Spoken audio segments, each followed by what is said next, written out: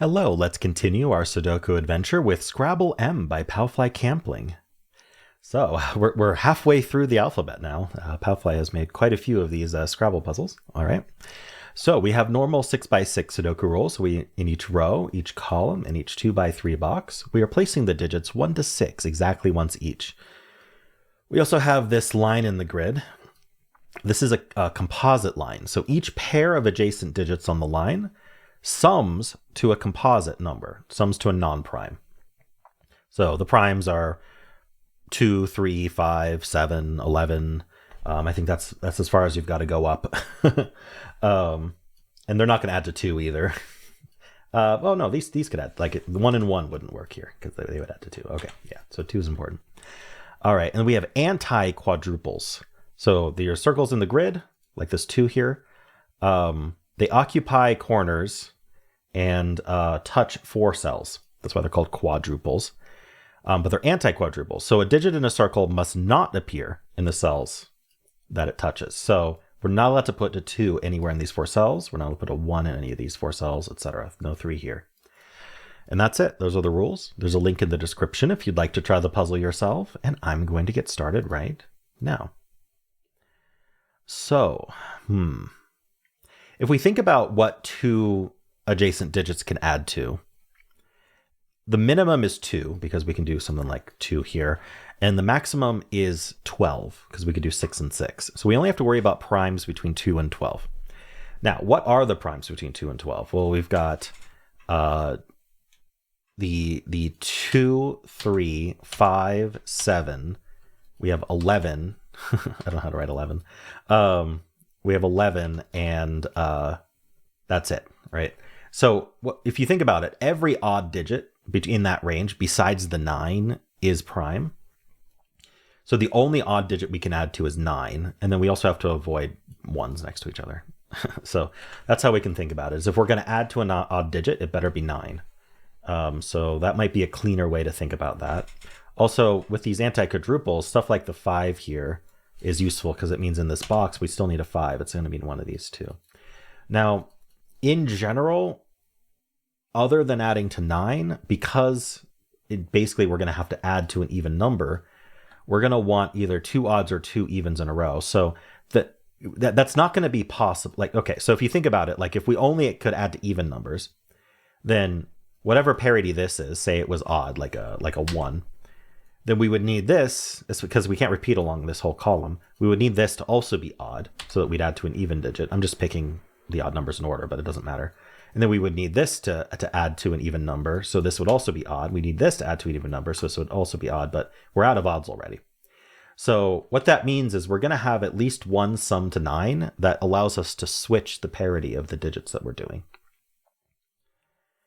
Now, I don't know. Let's see. So there's 2 ways to add to 9. There's 4, 5, and 3, 6. So we can switch up to 2 times. We can switch our parity. These are just things I'm thinking about to see how much we can get. All right. The other thing with quads is often you want to look about how they line up. So we can't put 1s here or here. So we're going to need to put 1s either like this or like this, but I don't know which way they go. So how do we get started on this is really the question. Okay, this 3 looks into this box. This 3 quad says not here. So this does get us started. This is a 3. And I'm gonna even odd color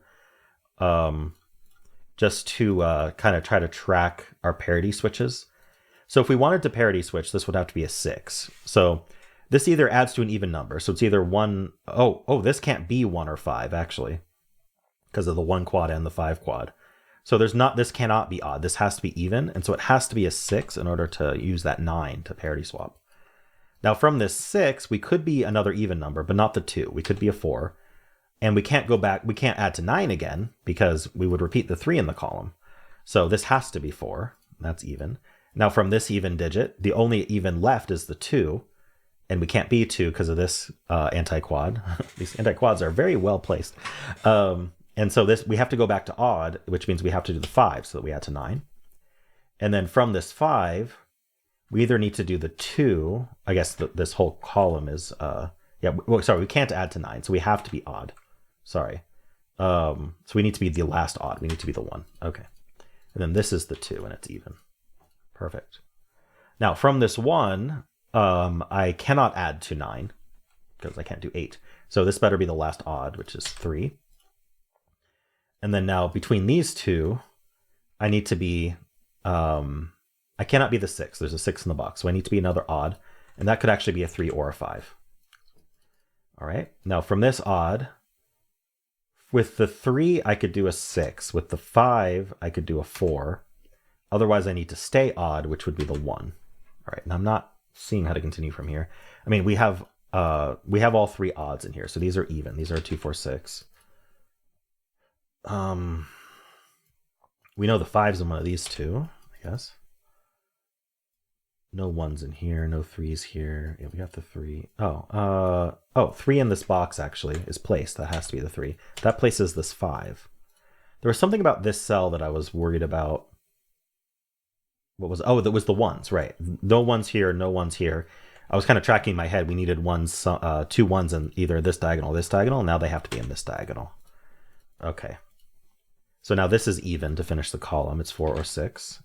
So that means the 2's up here. So this cannot be 2. And this can't be 1 anymore. So this is even. So this is a parity swap. So it has to be 6. Why did I say 4 was okay? I may have penciled. I think I shouldn't have penciled the 4 there, but that's okay. This has to be a 6 now because it has to be even. C's 1, 3, and 5. All right. Now from the even, we need to either stay even. If we move to odd, we need to be a 3. So let's see. What are we have a pretty high chance of being a 3, but if we're staying odd, or sorry, if we're going to the odds, we need to be 3. Otherwise, we need to stay even. So we're a 2 or a 4. Now none of these are 2. I'm noticing that. Oh, wait, let's get this pair and this pair. Or no, let's get this pair. Sorry, we need a 1 and the 1 is placed. Okay, that's odd. And then this is our 2. All right. So I'm a little over the place here. 4, 5, 6 here. I don't think we can resolve that yet. All right, how about this roping here? So we need the 3, 4 across here. This is the 4 and the 3. All right. That places the 3 in this box. 3's are done. All right, we are getting there. This is a 2, 5, 6 triple. That's not 6. Now next to the 3, we either need to stay odd or be a 6. So we can't be the 2. Same thing here. We need to stay odd, so we'd be a 5, or we need to use the 6. So that's a 5, 6 pair. Okay. So the rest of the column is 1, 2, 4. That's not a 2. So the 2 ends up here. So one of these is a 2. So we need to pair something with the 2 and not be prime, which means this cannot be a 1. If this is a 1, Sudoku says that's a 2, and that's a problem because they would add to 3. So this is a 2, 4 pair, and that puts the 1 down here, which is odd. And 2, 4 pair is both even. Now this is going to be next to a 5 or a 6. We cannot be next. Oh no, sorry. We could easily be next to a. Either way works actually. We could do 4, 5, or we could do the 2 or the 4 with a 6. Oh, we can finish this row with a 1, and we can finish this row with a 5. Well, kind of finish the row, right? Finish the odds. That's not a 5 then. This is 2 or 6. These are both even. Okay. I haven't seen this kind of line before, but it's neat. I feel like we did something similar, though. What did we do before? Wait, have we done this line before? Now I can't remember. I feel like I did similar logic on, I don't know if it was the same exact line or just a similar kind of concept. It might have been the same exact line. Anyway, I need 2, 4, 5. That's not a 2. All right, so how are we finishing this? Okay, maybe there's an anti-quad. Oh, there's an anti-quad. I completely ignored this 2 anti-quad. So this can't be a 2. That has to be 4 and 2, and that's 2 and, I don't know. Oh, this can't be 2 either, so that's 5. Okay, well, that was quite powerful. That's our 6, and that's our 5. We get our 2 and 6 here. So this is even, this is even, this is even, and this is odd. All right, got our colors done. So we get our 4 and 2, we get our 6 and 5 and 4, we get our 6 and 4, and we're done. All right, cool puzzle, Palfly. I enjoyed that. Starting here. And so, yeah, the first thing to notice is that you can place that 3, the anti-3 quad plus this given 3. There's only one given in the puzzle, so it makes sense to look at what it's going to do to the board. And once we place that 3, then we had that insight about either staying the same parity or swapping by adding to 9 were the only 2 options, which was pretty easy way to think about the primes and non-prime sums. Cool. Well, let me know how you did. If you enjoyed this, why not leave a like, subscribe, and a kind comment below.